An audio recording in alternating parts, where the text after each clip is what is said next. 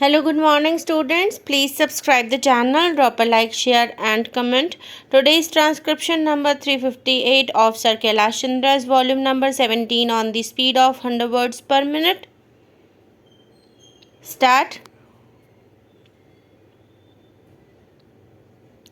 Sir, this is a very simple measure. On 23rd March 1950, as the House is aware, there was a proclamation by the President, and accordingly, the President took over the administration of that state, and as the House is also aware, the legislature was dissolved. According to the Constitution, the power of legislation naturally vests in Parliament unless Parliament delegates that power to the President. Article 357 of the Constitution enables Parliament to confer the powers of legislation on the President, and therefore this bill has been brought forward for the purpose of giving to the President the power of making laws for that state.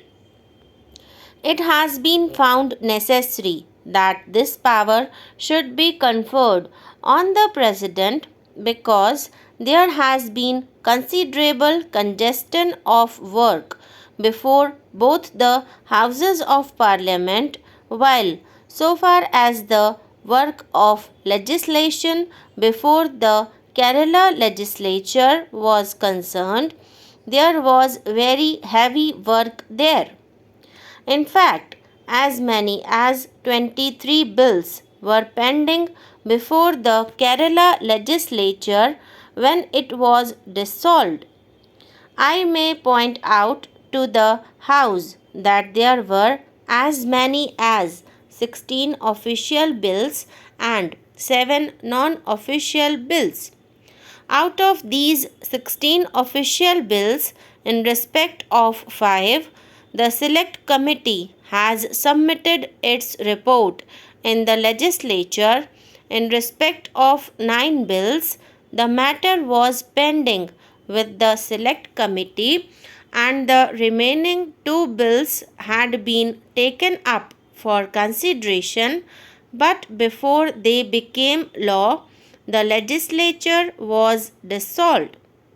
So far as the non-official bills were concerned, 3 bills were pending with the Select Committee and 4 bills had been introduced before the dissolution of the Kerala legislature.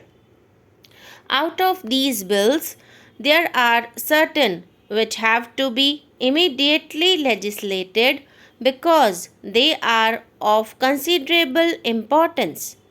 We have received advice that so far as 2 bills are concerned, they are of a very urgent nature, and they are the Kerala Irrigation Bill and the Kerala State Aid to Industrial Amendment Bill.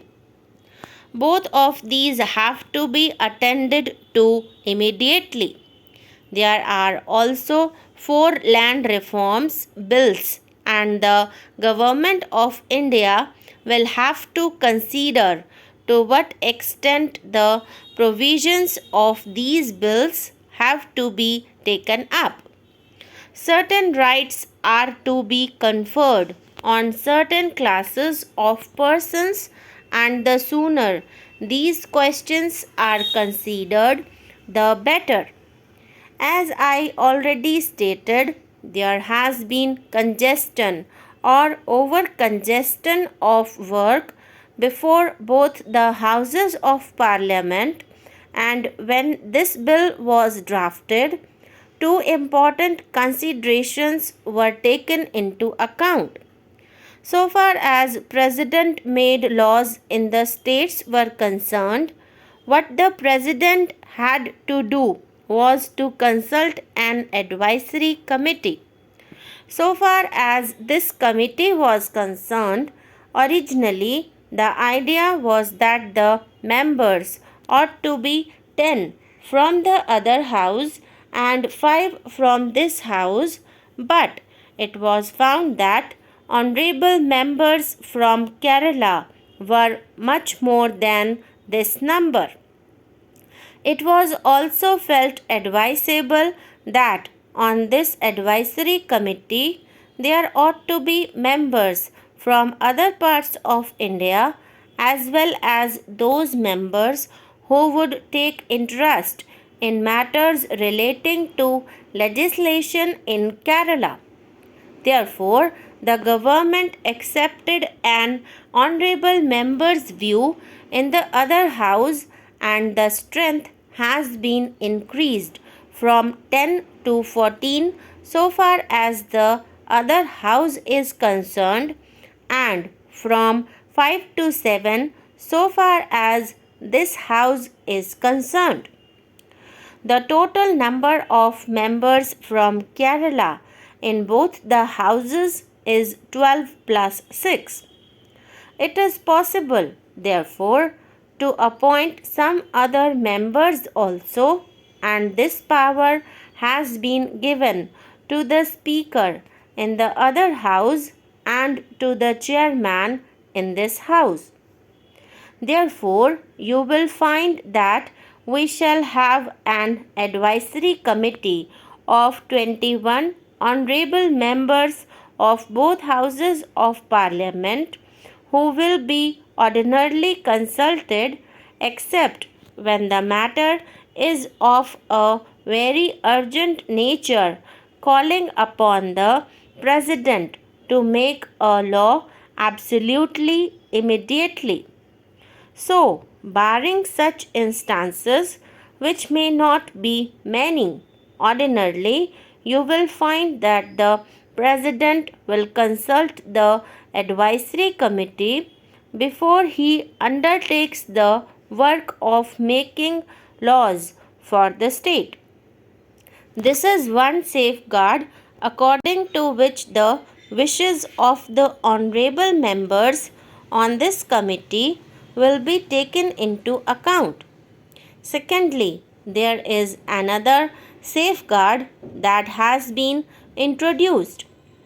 After the President has made the laws, copies of such enactments will have to be placed on the table of both the Houses of Parliament, and thereafter it would be open to the Parliament to consider them and suggest any amendments. If, for example, one house suggests certain amendments and then those amendments are accepted by the other house, then naturally it is incumbent on the President to issue another ordinance accepting the modifications or the amendments suggested jointly by both houses of parliament together. Thus, you will find that though the President is to be armed with legislative powers, these safeguards have been purposely introduced.